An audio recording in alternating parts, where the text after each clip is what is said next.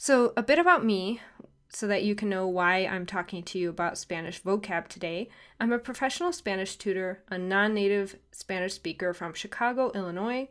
In 2014, I completed my master's degree in teaching Spanish as a second language from the Universidad de Alcalá de Henares in Spain. And even at my young age, I have been a language tutor either in English, Spanish, or German at some capacity for over 10 years. I started tutoring English at 14 and Spanish at 16, so this is really what I do. And being a non-native Spanish speaker who can use Spanish at a near native level, in my opinion, for me, is so much better than being a native speaker because I can 100% identify with my students. I can understand where you're coming from, what issues you have. I've felt what you feel, and I've asked the same questions that now you're asking me. So it seriously rocks. Thanks again for being here. I wanted to share with you today a little story from my freshman year of high school, super embarrassing. At my dad's house, he still has a big box full of my school stuff and arts and crafts stuff from when I was a kid. And last time I looked through that box, I found an old Spanish workbook from my first Spanish class in high school, and I wrote a short paragraph in that book. I've corrected the grammar mistakes and the spelling mistakes and all that here because it's not important.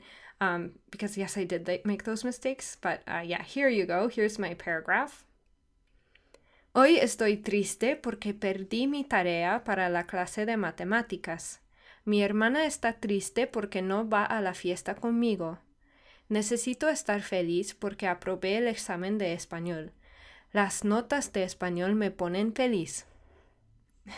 So what's wrong with this paragraph? Well, it's off-putting to reread it now because we don't live in a black and white feliz, triste world. The only adjectives that I used in that paragraph were feliz, triste, feliz, triste. It's elementary use of vocabulary, and yet I see intermediate level students falling into the same trap as I did. And it's normal to fall back on the words that you know, that you're familiar with, but we don't live in this feliz, triste, black and white world, right? We live in an alegre, tranquilo, satisfecho, entusiasmado, deprimido, decaído, decepcionado world, right? Shades of meaning. That's what you need to boost up your Spanish vocab.